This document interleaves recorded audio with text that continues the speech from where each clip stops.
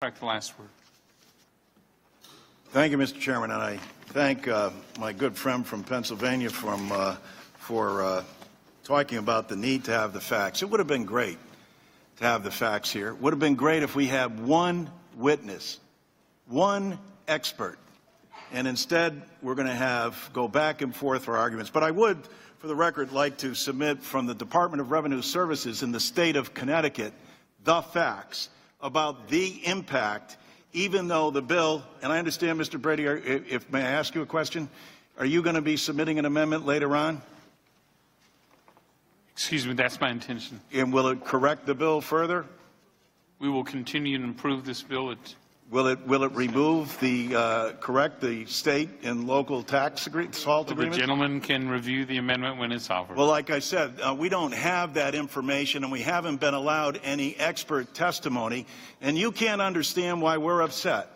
You can't understand when the Department of Revenue Services in the state of Connecticut, where not 6%, but 41% of the people, 41%, make those deductions.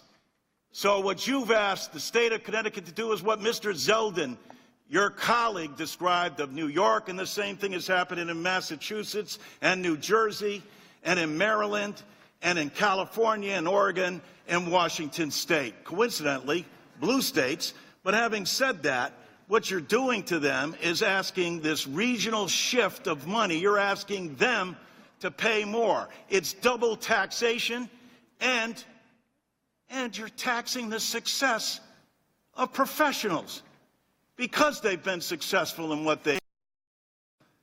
And you're doing it without a single expert or public hearing. That's what we're mad about. We started out what we thought was on the same page, with everybody saying that, yes, we certainly would like to see lower individual rates and lower corporate tax rates.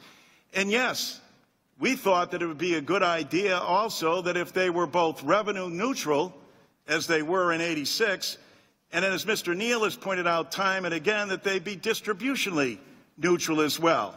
We also felt that it was a great idea to simplify the tax code, but this neither simplifies it, nor is it revenue neutral, nor is it distributionally neutral. And I'd like to submit for the record the gentleman from Connecticut, from Fuss O'Neill, Mr. Peter Gross, who talks about the impact on just an engineering firm and what it does, because there's always winners and losers. And when there's no expert testimony, and when you just jam this down because you want a political win, not a win for the American people, but a win for the Republican conference.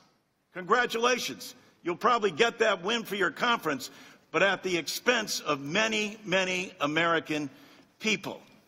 And it's so disturbing to us on this side that not only, and I quote Mr. Brady here, when he was on Morning Joe, talking about when queried about how you will possibly make up this money, this huge debt that you're placing upon the American people, he said, well, actually, you're right about that. You make a good point. We're not going to see this growth.